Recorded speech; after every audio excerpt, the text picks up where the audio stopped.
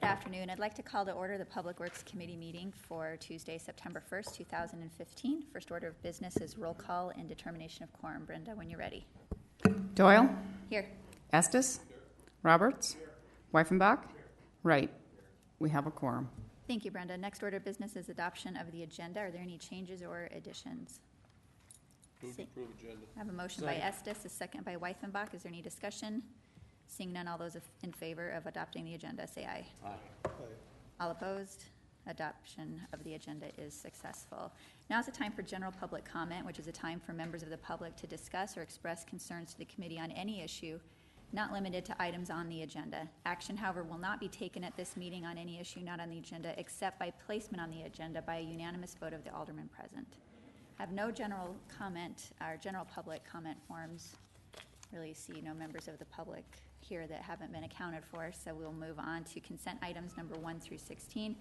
Public comment on items 1 through 16. Again, I have no speaker request forms for those items, so seeing no one coming forward, I will go ahead and close public comment. Would any alderman like to remove any of the items 1 through 16 from the consent calendar? We'll go to Alderman Weifenbach. Thank you, Madam Chair. I would like to remove item number 14 and number 16. 14 and 16. Anyone else? No, that's it. 16 is on consent. And I would like to remove item number 12 and item number 15. So could we have a motion to approve the remainder of the consent calendar with the exception of items 12, 14, 15, and 16? So moved. Motion by Estes. Second by Wright. Is there any discussion on the motion? Seeing none, all those in favor? Aye. All opposed? Consent calendar is adopted with the exception of items 12, 14, 15, and 16. We'll move on to item number 12. Item number 12 is to authorize staff to purchase a dump truck for the Stormwater Division in the amount of $124,860. And there was some question yesterday in agenda review regarding which bid. So if we could go to Public Works Director Walter Storr for clarification on that, please. Thank you. Yes, we are actually purchasing off a previous bid we opened earlier this year for an identical piece of equipment for the Water Enterprise Fund. It was opened back on, well, it was approved back on April 6th of this year. State bid? No, it was we bid it. You bid it, Yeah, okay. we, as City of Rapid City bid it, was Eddie's Truck was the awarded bidder. Very good. We have a motion by Estes to approve, second by Weifenbach. Is there any discussion on the motion? Seeing none, all in favor of approval? Aye. All opposed? Yes. Motion carries. Thank you. Moving on to item number 14, which is to authorize staff to advertise for bids for park facility custodial services, and we'll go to Alderman Weifenbach, please. Thank you, Madam Chair. I just have a question for our Parks Director.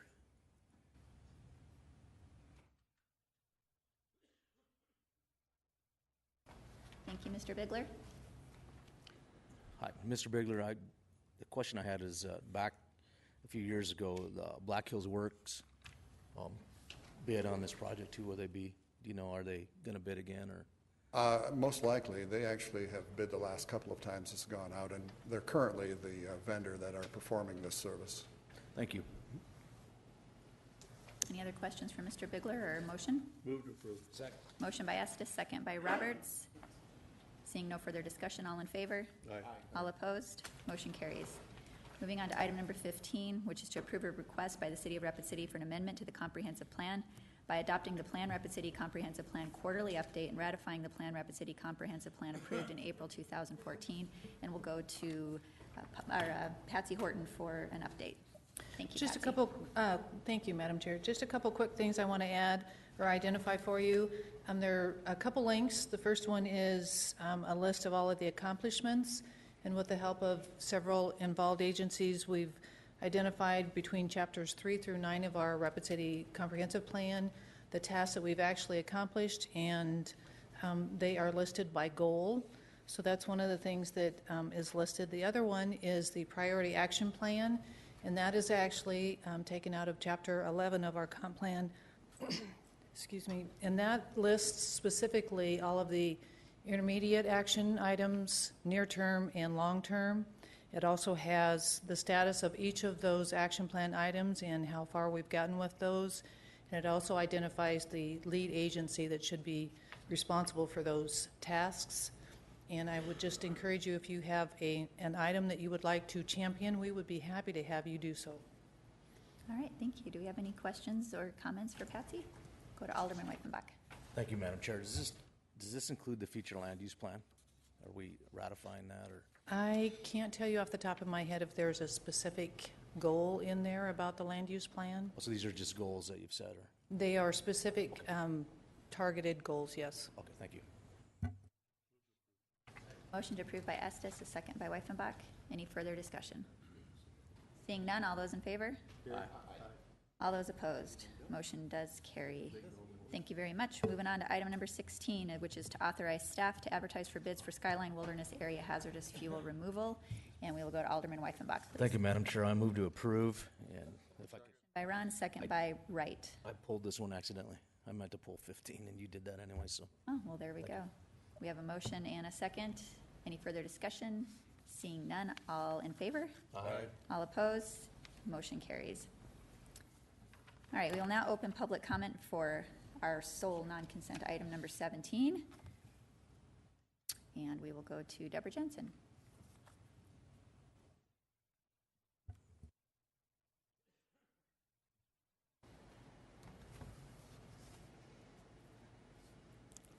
Ready when you are. Good afternoon, Chairman Doyle, and also members of the Public Works Committee. My name is Deborah Jensen. I am a business and property owner on Mount Rushmore Road, also president of the Mount Rushmore Road Group. The mission of the Mount Rushmore Road Group, since it was formed over 10 years ago, is to improve the safety and the aesthetics of Mount Rushmore Road for the community and visitors, and to keep Mount Rushmore Road a viable corridor for Rapid City, to our downtown, our medical facilities, growth to the south of Rapid City, as well as a business and historical destination for residents, and to retain its importance as a gateway to Mount Rushmore. This is our commitment. And businesses along Mount Rushmore Road continue to show a willingness to sacrifice. These businesses supported City Council action to remove all on-street parking, 74 spaces. Business access is permanently reduced to accommodate medians, wider sidewalks, and allow safer, more enjoyable travel for drivers and pedestrians alike. Businesses may need to pay for upgrades to hooking up to updated city services, and businesses are bracing for a 30 to 60% drop in their revenue. Mount Rushmore Road construction is expected to continue for the next 3 years. That's why the Mount Rushmore Road Group created this survival guide, and Cone Man, and Don't Fear the Cone Zone. Individually and collectively, we are doing all we can to stay open and to meet payroll. Many of us have secured lines of credit to also improve our own storefronts and our buildings and our homes along the roadway. This 107-page document, the Mount Rushmore Road Corridor Study and Design, as well as this 2020 comprehensive plan approved by the community at large and then adopted by the City Council, is a promise for the future. This past June, negotiators for the DOT were experiencing difficulty settling easements with property owners when it was learned that the intention of the state was to spray grass seed in the boulevard areas with no irrigation. The harsh road environment would result in a weedy mess that is very similar to what you see now, and it's actually contrary to the 2010 design. The DOT and the city asked for direction from the property owners. And to stay consistent with the corridor study and our downtown area, we approved a zero-scape plan of rain gardens and trees and corner nodes. Subsequently, Public Works Director Terry Wolterstorff brought to our attention the possibility that there might be a $1 million budget shortfall. But after the Public Works addressed the council last month, 3 changes have occurred since then. The engineers have discovered that there is a large gas main that runs the entire length of the road on the west side. It either cannot or perhaps will not be moved, which precludes the planting of trees and eco-friendly rain gardens on the west side of the street. Terry and his staff, fortunately, have found some savings in the budget. That's thanks in part to the lower cost of Black Hills Power to bury the utilities. The city and the DOT are now working together with the property owners to get the best possible alternatives to keep this project consistent with the design. You know, this is our chance to do this project right. We only have one opportunity. The DOT says they're going to build the road to last 40 to 50 years, which means this is the only opportunity we have to do this right. Thank you. Thank you, Ms. Jensen. Next, we'll go to Lisa Modrick, please.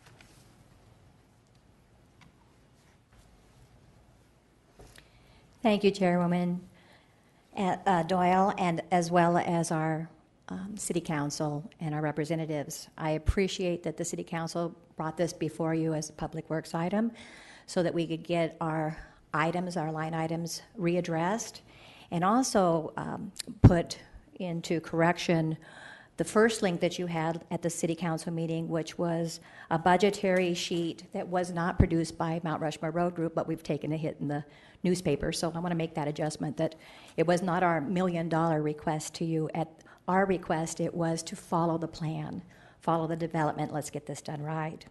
So now there's another link there, and I just want to adjust some of the fuzzy math because there's a few things here that I need to. For one, again, rolled over from the first time we got the sheet, it said available vision funds were $5 million, but it's actually $5.1 million, and you know we're counting every dollar, whether it was $10,000 or $100,000. So we need to make that vision adjustment that it was $5.1 million approved 5 years ago. And then when we make that a calculation, it creates then the adjustment that Terry and his department has found in actually calculating where these invoices are coming in at, of a remaining fund of $798,000 rolled over. That's $800,000. So I compliment Terry and his department for rediscovering the fact that there's $800,000 to put towards this project. What does that mean? That means that we can still follow the plan. We brought before you a concept 3, which was part of the development plan in the 107-page document. So without taking it out of context, we don't want to say that it meets pages 45 to 51. We want to say that we want to meet 107 pages that were approved by our City Council 5 years ago, of which we hope that the City Council will honor that improvement. And then again, it rolls all the way out to 2020. So then when we look at the new pricing option of concrete, that brings in $975,000 in order to create the colored concrete, which we're in favor of, to create a safety factor between the highway, the corridor, and the pedestrian side of it. But we don't want to be concrete to concrete. I mean, that's what we are now. We've seen other roads that are that way. We want to compete with other cities in our country, and we want to be a beautification city, a safe city, and a slow-down city so that we can build more business. And this will be what will happen in this project, as again in the development plan that was approved 5 years ago. There hasn't been any construction costs of adjustment, inflationary adjustments on this plan in 5 years. None of us thought it was going to be 5 years before it would start. We were all hoping it was going to start 5 years ago. So keep in mind that as these numbers come before you, there's a cost of construction adjustment that everybody else is making, from the Transportation Commission, when they changed their bidding process last year, all the way to where we're at today. And then on the Concept 3 plan, we also went out there and actually found out how much would it cost to keep Concept 3 in the project. Because right now is the time to develop it so that it can be altered to meet the utility lines and the obstacles that it may have, and still give what Councilman Laurenti had said is a xeriscape. So it doesn't mean we need to plant trees all along the corridor, but it does mean we can bring in xeriscape, which is landscaping that can vegetate without a tremendous amount of maintenance and a tremendous amount of water. So with these items, Concept 3 is still affordable. It comes in at about $577,000. So that means that the overage just to do Concept 3 is $220,000. So we would hope that we would make that cost of adjustment and get this construction project done, and get it done based on development of the plan in 2010 and from the Planning Commission that was unanimously approved. And we thank you for moving this forward for the next 30 years. Thank you, Mrs. Modrick. Next, we'll go to Mike Kwasny.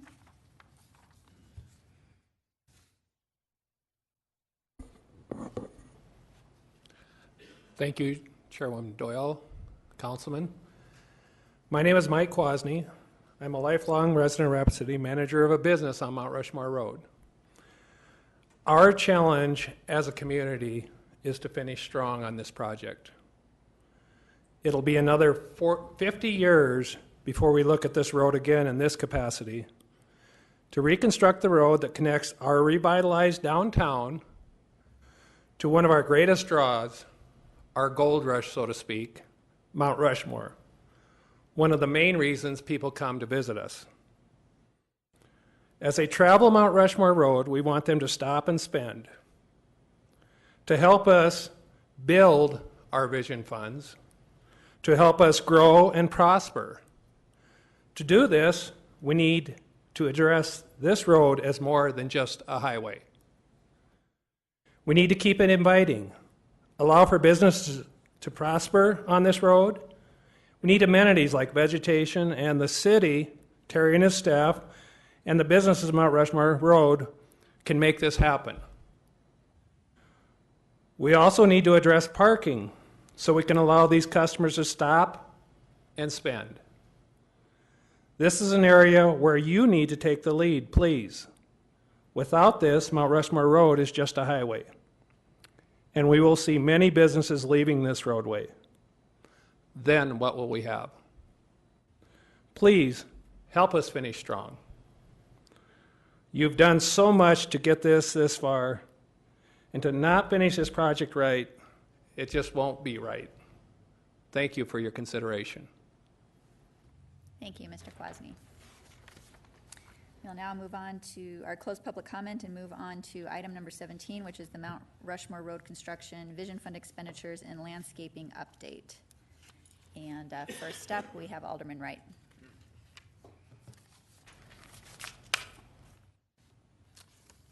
Thank you. I just want to say that this summation of the costs and budget is far more positive than when we had a couple of weeks ago.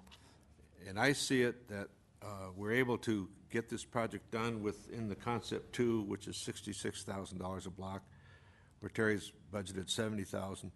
I think that the best we can do at this point is ask our Public Works Department to keep us posted and up to date on these expenses as we go along, and see as we adhere to this budget and get as close to the plan as we possibly can. And if we end up short later on, then we address that. But it looks to me like we got adequate money to achieve the goals of the plan, or close to it. Thank you. Thank you, Alderman Wright. We'll next go to Alderman Estes. Thank you, Madam Chair. I don't disagree with a single thing Alderman Wright said, but I do have some questions for Public Works Director Waltersdorf, if I could. Absolutely. Thank Mr. you. Waltersdorf, please. Terry, I see the significant change from the last budget estimate to now is that we actually have the invoice on Phase 1 from Black Hills Power, which reduced that underground by $400,000. My first question to you then is this. On Phase 2 and 3, we have an estimate of $1 million. Is that your original estimate, or has that been reduced based upon the savings you realized, or you thought you were going to realize on Phase 1? The actual cost from Phase 1 has not changed our estimate for Phase 2. Okay. I think Phase 2, we still, at this point, would plug that number in now, and Sure. hopefully at the end of the day, we see cost savings there as well, but I would not project that at this time. Okay. I just wanted to know. My same question goes to streetlights now. Now, Phase 1 streetlights at $320,000, does that reflect I heard those came in a little over. Does that reflect the real cost in Phase 1, the $320,000? Yes, the Phase 1 numbers in here would reflect the bid amounts. Okay. So in Phase 2 and 3, the $500,000 for Phase 2 and 3 streetlights, is that the original amount, or could we expect that maybe go up similar to Phase 1? Do you know? At this point, I would leave the number where it is. Okay, thank Now, you. keep in mind, any of these numbers could certainly go up based on the bidding climate and the bidding numbers we've Sure. been seeing here the last 2 years. Okay. All right, sounds good. I guess that's what I was saying. I mean, this looks good. This is way more positive, but still it's subject to well, 2 more years of bidding climate. So on, if I understood some of the testimony, on the west side, we have a gas line, so, but they also said they did not want concrete to concrete. Is there room for anything other than colored concrete on the west side? I think it's going to be difficult to have anything that projects into the ground at any level, particularly trees or any planter boxes that go in the ground. Now, if we wanted to look at above ground planter boxes, we could certainly look at that. Maybe a better place for some of those beautification items would be what I would say behind the sidewalk back on private property that would then be maintained by the property owners. Okay. So I'm just trying to, because last time phase, is my understanding, I went to a meeting, phase, or the concept 3 was like $90-some thousand a block. And if we're just doing once, you know, if one, on the west side, we're just doing colored concrete, and on the east side, then we're doing I just, and I heard Mrs. Modrick state a number like 57,000 or 577,000, so I'm assuming that's about 57,000 to 60 grand a block that they're estimating. So, Yeah. do you know if the water tanks or the underground water tanks and flower beds are still in the works from concept 3? Will that still be part of the future design? No, not at this point. We would not project that type of beautification work in the boulevard on the east side of the road. Okay. I think it would look a little odd to have stuff on just one side and not on the other. My recommendation to you would be this. The DOT's made it pretty clear they are not willing to pay the upcharge for putting colored concrete in the boulevard. Keep in mind these boulevards are 5 to 8 foot wide, so they're not very wide to start with. If we want to put colored concrete in there, we would have to pay that up cost, and our estimate is about $175,000 to do that from St. Patrick Street all the way up to Quincy, I guess you'd say, or Kansas City Street. So I think that's a good investment on our part to do that. In lieu of that, the DOT would look to the property owners to pay for that upcharge. So that would certainly help them out.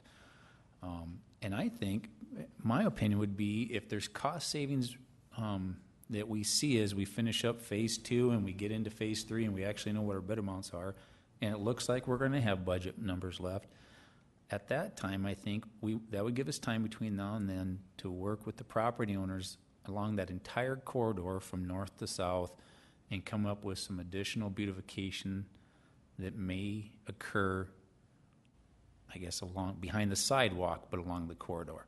And I want to remind the committee members that there's a substantial amount of beautification work going in the medians. Mm-hmm. If you look at one of the links we attached to the agenda, was a DOT map that showed, really, if you enlarged that photo and looked at that, there was an extremely large amount of beautification work going in those medians. Thank you. I appreciate it. I agree with Alderman Wright. I think we need to just watch this, and hopefully the bidding climate doesn't chew up any of these money. And I want to thank everybody at the Mount Rushmore group. I mean, 10 years working on this project, it's a huge deal. But the only place where I try to take a little bit of exception is you want us to, in one breath you say you want us to follow the dream of the corridor study, and the corridor study shows, it's pretty pictures, but it shows grass and trees. And this, now we're going to, I mean, I think is what you want us to do is amend it to approve concept 3, and it is enhanced a little bit, but it looks like we're going to be able to afford the enhancements.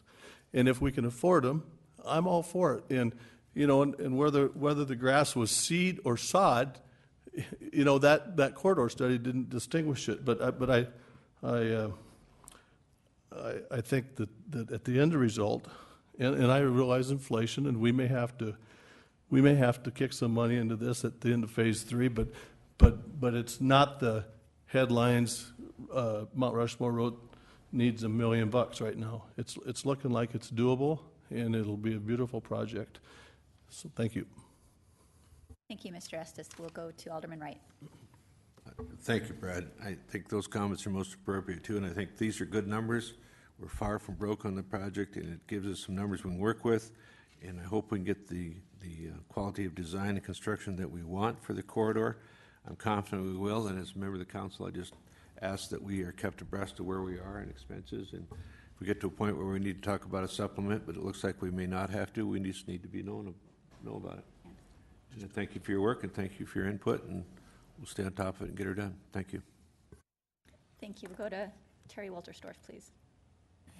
It would help me if, and I'm not sure if there's a motion on the A motion on the floor, floor. but I think what would help us and help direct the public works staff in working with the DOT is, and I don't want to put words in your mouth, but I think it is to direct public works staff to work with the Department of Transportation to have colored concrete installed in the boulevard. The city will pay the cost on it. At this point, we're not going to do the in-ground enhancements in the boulevard, though. Okay, I can make a motion to that effect if that's written down, Brenda. But I'd like to add a little caveat to that, and that is that our progress or working forward, that we adhere to this budget No. and kept abreast of it, okay?